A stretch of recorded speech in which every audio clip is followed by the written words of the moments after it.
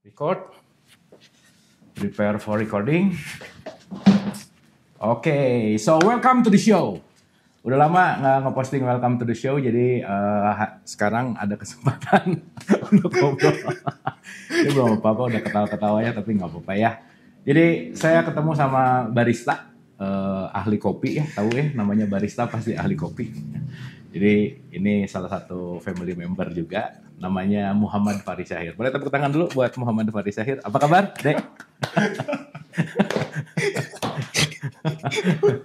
Ya, memang adik saya tuh humoris. Jadi memang seneng ketawa. Jadi belum apa-apa, emang udah ketawa-ketawa. Oke, so kali ini pengen ngebahas dari sudut pandang Faris ini sebagai barista gitu. Jadi berapa tahun, Dek, di Starbucks? Boleh merek boleh ya? Oh ya. Hampir 5 tahun, 4,5. Oke, jadi adik saya ini pecinta kopi. Nah, jadi pernah kerja di Starbucks hampir 5 tahun. Jadi mau nanya-nanya tentang kopi, apa sih sebenarnya, kenapa dan seterusnya gitu. Oh ya, pertama, kenapa harus Starbucks, deh? Oke, sebenarnya kenapa awalnya milih Starbucks itu tuh pure karena iseng banget. Terus? Jadi tuh waktu itu sempat kerja di sebuah perusahaan majalah, terus perusahaan majalahnya bangkrut, terus udah gitu.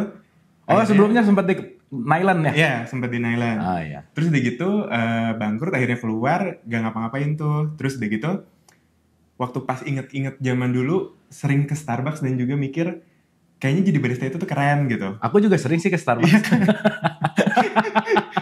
Jadi barista Starbucks pasti agak nggak apa ya? Nggak aneh. Nah. Terus udah gitu, entah kenapa kayak kalau di hidup tuh rasanya ingin merealisasikan childhood dream. Childhood dream? Yes, karena di Nyland pun dulu suka beli majalah Nyland, terus entah kenapa jadinya kerja di Nyland gitu. Oke. Terus kayak kenapa jadi barista di Starbucks pun menurutku karena dulu sempat ingin jadi barista dan sering ke Starbucks, jadi ya jodohnya di Starbucks gitu untuk jadi barista. Nah ini kan dari Nyland ke Starbucks, ya. Di Nyland tuh ngapain? Terus di Starbucks ngapain? Ini kan beda nih. Yeah. Jauh banget gitu. Yeah. Dari majalah ke coffee industry. F&B gitu ya. F&B.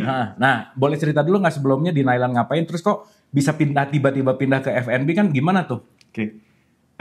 Jadi tuh di Nyland itu tuh dulu sebenarnya jadi junior writer. Oke. Fokusnya writing, cuman karena di tim aku itu hanya 2 orang, manajer aku sama aku. Jadi photoshoot, styling aku juga yang megang gitu. Jadi kayak kalau misalkan stylist pasti udah pada sering pergi ke mall, ke brand-brand terus minjem baju untuk dipakai buat si orang yang akan di feature atau jadi cover atau jadi isi dari majalah kita itu. Oh, jadi Ade lebih ke stylist dan writer sih sebenarnya. Oh, oke. Nah, itu kan stylist, writer, ada kan di Visip ya?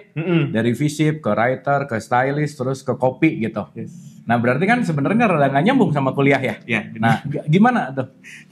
Jadi sebenarnya kalau misalkan kuliah itu kan dulu di HI ya, di hubungan internasional. Unpar kan ya? Unpar. Nah di situ tuh kenapa milih HI? Karena sangat suka sekali dengan dunia internasional. Oh oke. Nah, Starbucks bagian dari kali ya? Iya, Starbucks itu sebenarnya MNC kalau di ada tuh internet, kalau di HI itu tuh dibilangnya MNC. Oke. Multinational Corporations. Begitu iya. pula Nyland sebenarnya media. Oh oke. Gitu. Si Nyland juga global ya? Global, dia dari New York. Oh oke. Nah terus kenapa memutuskan berhenti di Nyland? Gajinya kecil ya? Bangkrut. Bangkrut ya, oke. Jadi tuh printed media itu di tahun 2016 kalau nggak salah, 2015-2016 itu lagi turun-turunnya. Oh ya, semua digital ya? Semuanya udah. Nyland nggak digital? Nyland tuh coba digital tapi ternyata pasarnya nggak bisa digital. Karena kayak photoshoot dan stylingan dan artikel-artikel yang kita buat itu tuh entah kenapa kayak kurang cocok gitu loh untuk masyarakatnya, untuk kan konsumennya, marketnya gitu. Jadi gitu.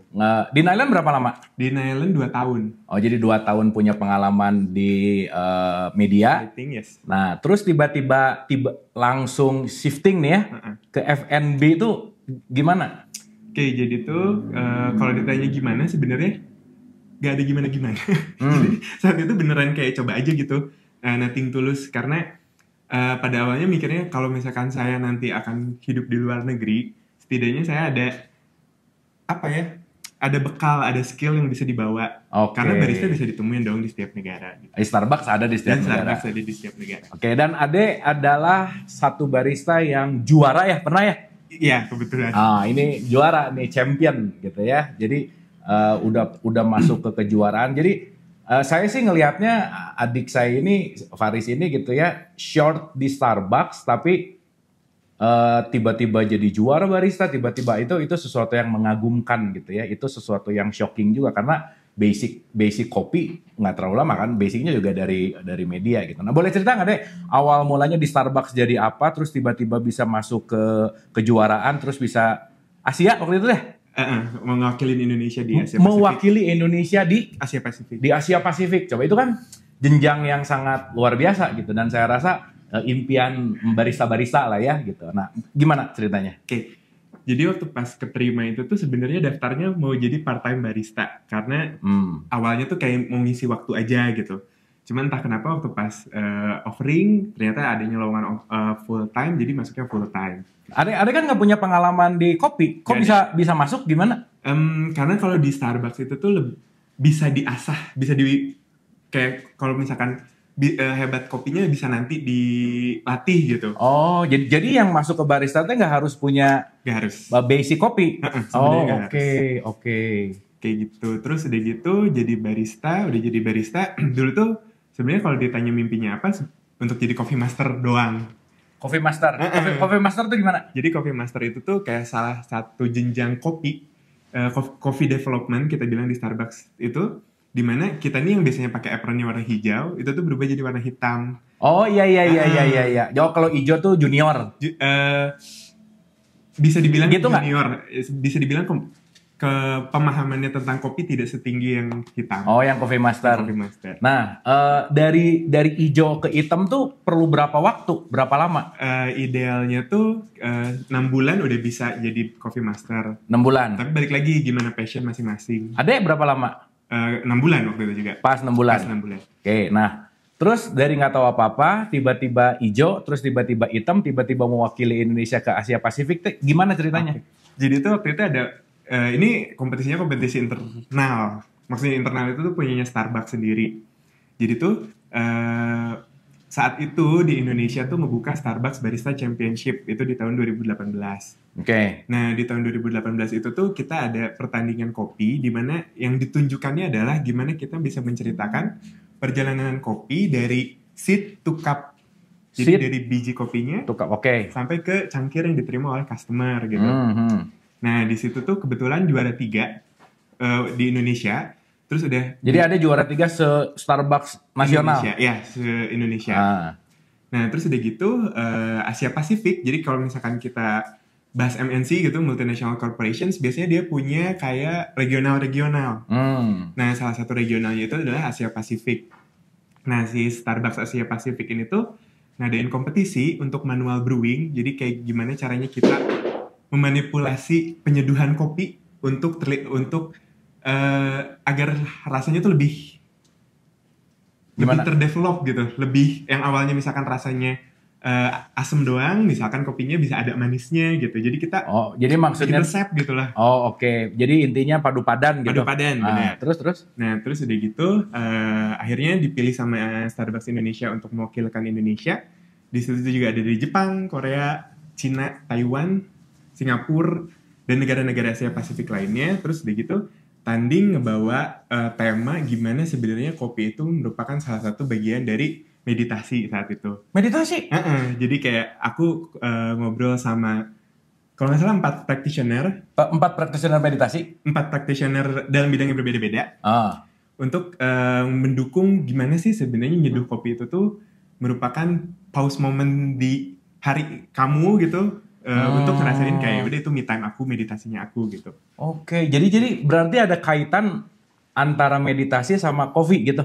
Iya. Nah ini menarik coba untuk bawa itu gitu. Oke, nah berarti dari jenjang itu tiba-tiba ada menang juara 3 nasional, juara 3 mewakilkan Indonesia Asia Pasifik. Iya. Nah pas di Asia Pasifik juara berapa? Juara 6.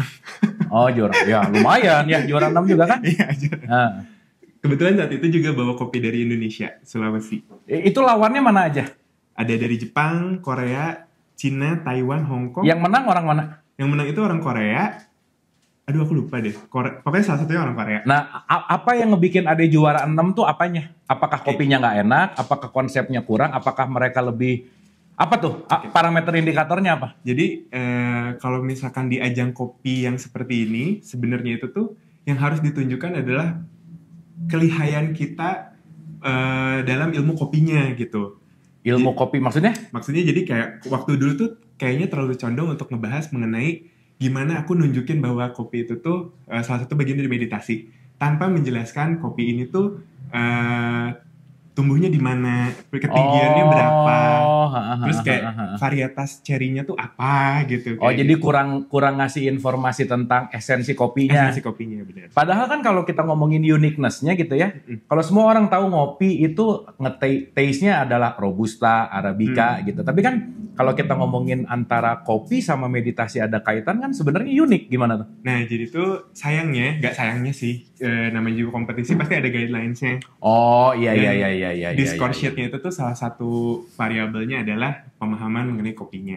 Oke. Kayak dari 10 menit presentasi tuh kayak hanya 3 menit lah aku ngebahas kopinya gitu. Oke. Nah sekarang ini hal yang menarik sih. Apa sih menurut Ade antara kopi dan meditasi? Oke. Di mana dia ada inline-nya tuh di mana? Oke, jadi tuh kalau bikin kopi, kalau misalkan untuk aku manual brew, bikin kopi yang pakai tangan, pelan-pelan, bahkan makan waktu sampai 10 menit sendiri gitu. Nah jadi tuh menurut aku tuh itu momen dimana aku gak mikirin hal lain, hanya mikirin kopinya, variabelnya, rasanya akan bagaimana, sama Iya. apa ya, Being present lah ya. Being present, benar. Jadi begitu ninyuh ya. Ninyuh, bener, seduh. Begitu nyeduh kopi, benar-benar fokus di situ dan benar-benar nggak mikirin loncat pikiran ke depan, ke belakang gitu ya. Benar banget. Apa yang Ade rasain tuh? Meditasi itu apa sih gitu? Gimana sih? Oke, jadi sebenarnya gak jago-jago banget gitu ya tentang meditasi, dan bahkan kayaknya gak begitu paham sebenarnya meditasi itu apa gitu. Cuman menurutku meditasi itu tuh saat kita ngerasanya itu tuh feeling on ease, santai banget, terus kayak feeling being present, terus udah gitu rasanya tuh sama waktu tuh apa ya, nggak kejar-kejaran gitu. Karena aku tuh kalau misalkan masalah waktu tuh sangat kejar-kejaran banget gitu. Tapi saat meditasi itu aku kayaknya rasanya berdamai gitu sama waktu. Oke, jadi buat Ade bikin kopi adalah suatu kedamaian tersendiri. Iya, benar. Oke, nah terus si meditasi ini dalam konteks buat kopi untuk jadi damai gitu, itu kan pasti ada outputnya adalah kopi yang enak atau enggak. Iya. Menurut Ade kopi yang enak tuh gimana sih? Kan sekarang banyak nih toko kopi ya.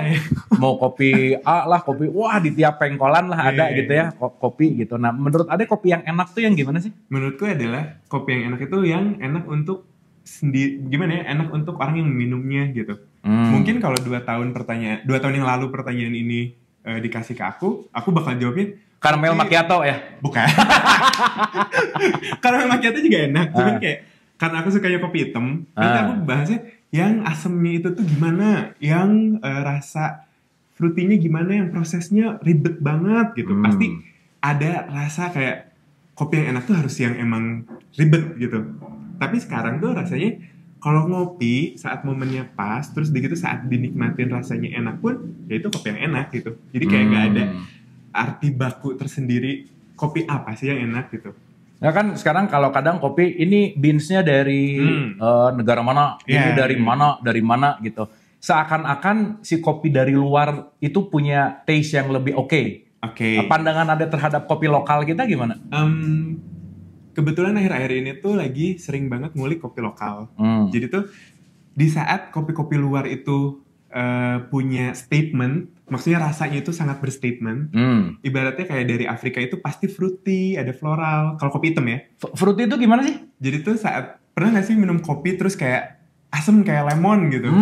Nah itu tuh biasanya karakter-karakter kopi-kopi dari Afrika. Nah terus kayak kopi-kopi dari Amerika Selatan pun biasanya tuh yang lebih chocolatey, lebih sweet roasty kayak gitu.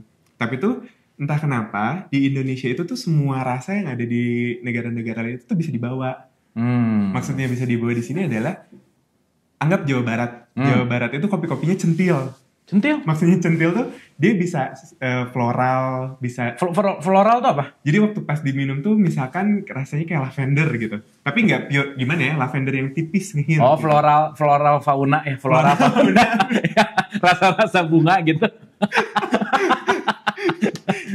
Terus kayak kopi Jawa Barat pun dia punya rasa floral tapi dia juga punya rasa chocolatey gitu misalkan gitu ya. Jadi tuh kayak kalau di Indonesia dari Sabang sampai Merauke dia punya rasa masing-masing. Terus udah gitu entah kenapa mencerminkan masyarakatnya menurut aku. Mencerminkan masyarakatnya. Entah kenapa. Oke. Nah, udah nih juara 3 nasional, 6 Asia Pasifik. Terus kenapa resign? Oke, jadi tuh kalau ditanya kenapa resign, kebetulan terakhir itu tuh dapat kesempatan untuk pindah yang awalnya di floor, yang awalnya ngurusin customer, jadi yang ngurusin baristanya gitu. Oke. Yang ngurusin baristanya. Jadi udah nggak di field lagi gitu? Ya, udah nggak bikin kopi? Yes.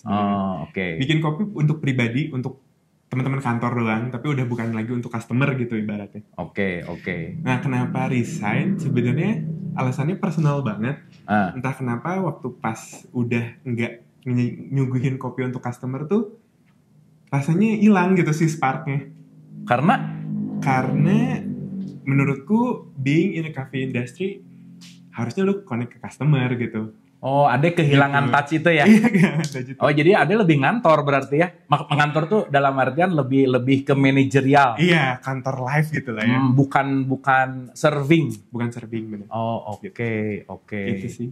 Karena kayak sekarang ini setelah udah gak lama sih sebenarnya di dunia kopi, tapi udah pernah nyobain kesana kemari, kayaknya kopi itu tuh toolsnya. Tapi yang penting dari seorang barista adalah gimana mereka bikin connection ke customer-nya dengan kopi yang dia suguhkan. Oke. Menurut Ade, good barista tuh kayak gimana sih? Barista keren, barista yang asik. Kan sekarang barista tuh lifestyle ya. Yeah. Barista tuh gimana gitu. Nah, menurut Ade barista yang cool gitu ya, yang asik tuh yang gimana? Jadi pertama barista yang cool itu pastinya harus kind. Kind itu baik, tapi kayak kind itu punya arti yang jauh lebih dari baik gitu kalau misalkan dalam bahasa Inggris. Kayak kind itu di dalamnya tuh ya hatinya hangat. Tapi suka lihat di Starbucks baristanya cemberut gini kalau bikin kopi. Ya, itu ada aja. Berarti nggak kind ya. Lagi bete kali ya. Kayaknya lagi bete. Karena kan lagi bete memengaruhi rasa dong. Tentu. Bener gak sih? Menurutku Iya gak sih? Yeah. Karena kan tadi si kopi adalah meditasi kan pasti pakai hati nih. Kalau bikinnya aduh flowing gitu, mungkin rasanya jauh lebih enak mungkin. Gitu ya. Setuju. Jadi balik lagi satu kind. Terus yang kedua adalah modalnya kind sih, karena when you are being kind, kayak so many doors going to be open. Doors itu anggap aja customer gitu. Kayak waktu dulu di Starbucks pun kayak ngerasanya saat jadi barista ngobrol nih sama customer, rasanya tuh kayak kita dapat opportunity baru gitu, dapat ilmu baru. Iya. Kayak ya being kind adalah modal utamanya. Dan yang kedua, tapi itu sih yang aku rasa ke Starbucks unik tuh adalah ketika di Starbucks ini udah agak sering manggilnya teh nama. Iya benar. Ya. Iya. Jadi maksudnya emang diperhatiin gitu. Emang itu bagian dari SOP Starbucks? Iya, jadi kayak kita punya value, lupa sebenarnya value-nya apa. Cuman kayak poin utamanya adalah when we do everything, we have to have that human spirit. Jadi saat kita punya human spirit itu, kita akan nge-treat orang secara baik. Nge-treat produksi kopi yang kita lakukan juga secara baik gitu. Jadi kayak even gak ke customer doang, tapi ke rekan kerja juga bisa baik gitu. Oke. Jadi yang paling penting adalah kind. Keren sih tadi, begitu ada kinds, many doors will open. Jadi Starbucks kenapa customernya banyak, karena kekuatannya di kind tadi gitu ya. Connecting antara barista sama customer gitu. Oke. Apa sih pelajaran terbaik menurut Ade di Starbucks? Best of the best experience yang didapetin di Starbucks, dan menurut Ade ini yang paling asik gitu. Yang paling asik adalah kita tuh jangan berhenti menjadi orang yang inovatif. Maksudnya inovatif tuh doesn't mean you have to create something, doesn't mean you have to innovate something, Tapi inovatif itu tuh kan ada kemajuan ya. Kemajuan itu tuh entah di dalam diri kita gitu sebagai seorang persona, atau di dalam bidang yang sedang kita geluti. Maksudnya adalah kayak entah kenapa jadi barista itu tuh ngerasa semua orang tuh manusia gitu. Semua orang manusia? Maksudnya? Kayak nggak ada di atas, nggak ada di bawah. Oh, maksudnya setara. Setara ya. Oh, iya. Kayak semua orang manusia. Oke. Every mankind is human gitu. Iya, oke. Kayak ngerasanya bisa connect sama satu customer ini, ternyata dia punya bisnis yang hebat banget, tapi kalau lu mau ngomong sama gue ya gitu. Ya yang datang mau dari kelas CEO kah, mau dari pegawai kah, mau dari apa ya, semua tujuannya kopi gitu ya. Yes, bener. Terus udah gitu, itu sih hal yang paling untuk diri sendiri ya, karena beda banget dulu di Nyland. Di Nyland itu tuh rasanya paling keren gitu sedunia, karena majalahnya keren banget, terus udah gitu orang-orangnya keren banget, tapi saat ke Starbucks itu tuh harus dihilangin tuh si traits itu dalam diri aku tuh gitu. Tapi kan tetap ada segmenting kan? Tetap Iya kan? Tapi maksudnya dari segmenting itu tidak membuat sekat-sekat yang jelas gitu. Status sosial gitu ya. Oke. Dan ya ada yang resign gitu. Kan padahal kan maksudnya kalau dilihat dari karir kan gimana tuh antara karir yang menurut aku sih ngelihatnya bahwa Ade udah naik nih gitu. Terus sayang banget tuh untuk ditinggalin. Apakah ada new challenge atau gimana? Oke. Nah, ini kayaknya nyambung sama inovatif yang kedua. Maksudnya inovatif yang kedua adalah gimana kita dalam bidang kopi tuh sampai hari ini tuh selalu berkembang. Bahkan ini yang terakhir aku minum gitu kopinya, dimana kopinya itu tuh dikasih Saccharomyces. Apa tuh? Saccharomyces itu kalau nggak salah bakteri yang buat bikin tape. Di kopinya. Untuk rasanya lebih keluar, lebih bold gitu. Jadi tuh si rasanya lebih nyata gitu.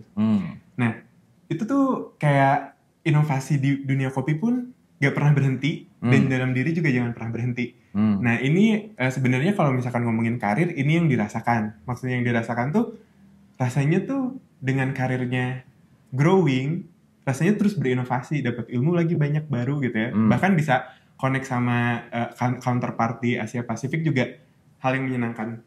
Lu kayaknya sebelah sini dikit ya.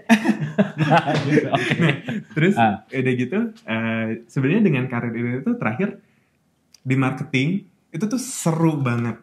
Maksudnya seru banget adalah karena ternyata entah kenapa marketing itu tuh berhubungan banget sama customer. Oh pasti kan marketing lah. Iya sebenarnya. Nah kalau ngomongin kayak karir gitu di marketing tuh seru banget, dimana aku nggak bikin kopi, tapi aku bikin visual. Bikin visual yang dimana visual itu tuh mencoba untuk narik si customer untuk datang. Maksudnya berarti visualnya harus menarik dong. Dan aku orang yang sangat suka sekali hal-hal yang visual gitu. Nah, di sini tuh ngerasanya seru banget. It feels like I'm being innovated, myself being innovated gitu. Punya ilmu baru, gimana caranya foto produk, gimana itu whipped cream bisa stay walaupun foto beberapa frame gitu. Nah itu tuh seru banget. Tapi somehow ada. Tetapi jadi jauh dari esensi kopinya ya. Sebenarnya ya nggak sih? Sebenarnya ya. Ya kan core-nya kopi, tapi ada sekarang lebih tertarik lebih tertarik sama aksesorisnya. Yes, benar. Ya kan Starbucks nggak jualan kopi kan? Iya. Secara esensial kan. Ya. Starbucks kan jualan tadi tuh connection, jualan pride, jualan tempat juga gitu kan. Orang ke Starbucks kan bukan cuman mau minum kopi gitu. Tapi di marketing ini rasanya connection-nya masih nyata gitu. Maksudnya masih nyata adalah mungkin memang alatnya bukan kopi lagi, tapi visual gitu.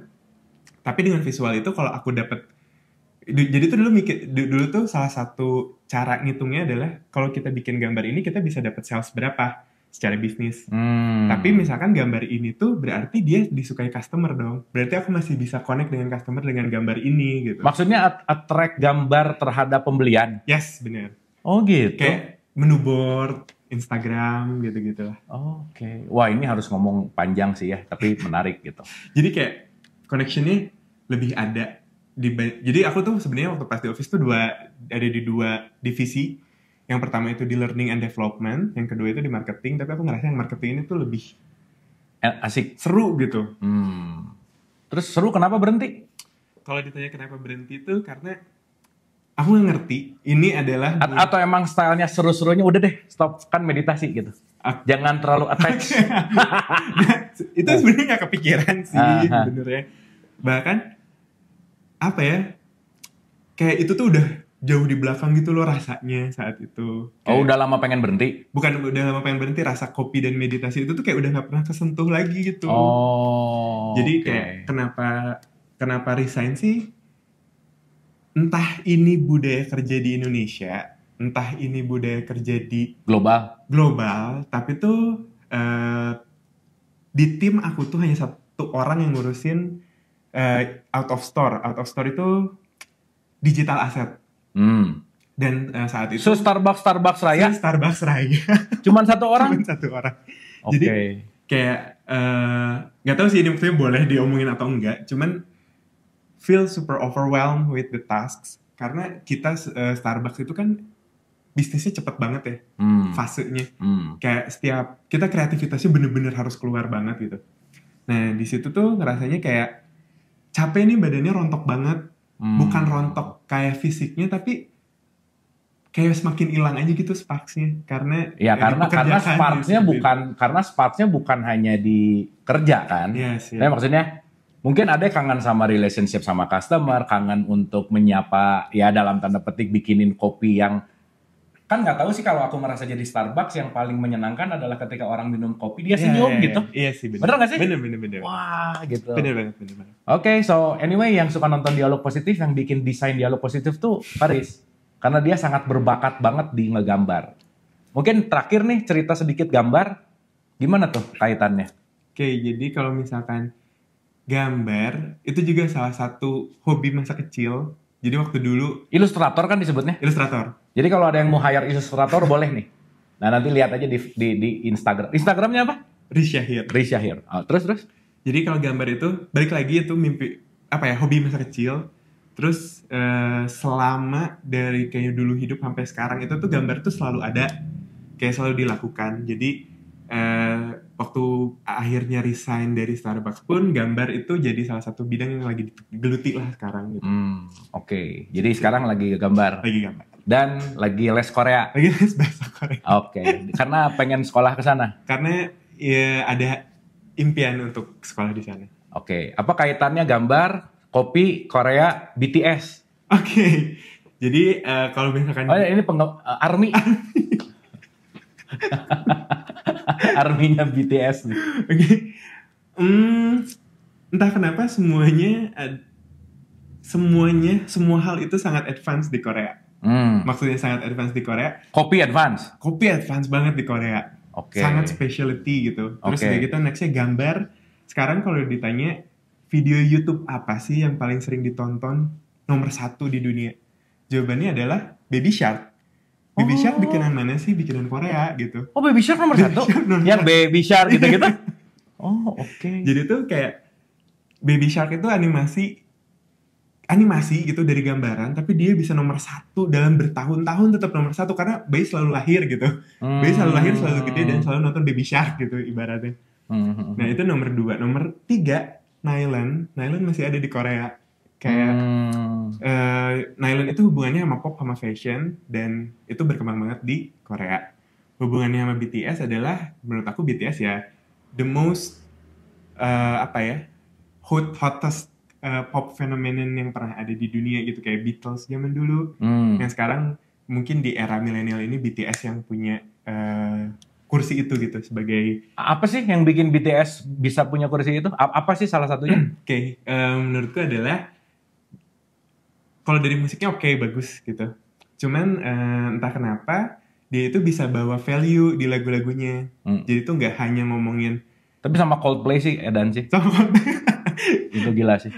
Jadi kayak nggak hanya ngomongin. Biasanya kalau Korea itu tuh tentang kayak Korea itu biasanya kebanyakan ngomongin tentang cinta-cinta gitu. Tapi kayak kalau misalkan BTS itu tuh ngomongin life goes on. Maksudnya kayak hidup tuh harus tetap bisa berlangsung. Oke, so terakhir recap kali ya. Apa sih pesan yang ingin disampaikan ke pemirsa dari pembicaraan ini dalam bahasa Korea? Gak bisa. Kan udah les bahasa Korea. Atau ngomonglah bahasa Korea apa gitu. Gimana? 오케이, 안녕하세요. 저는 바리스입니다. 네, 오늘 한국어 공부해요. Apa lagi ya? Itu apa artinya? Nama saya Faris, sekarang saya lagi belajar bahasa Korea.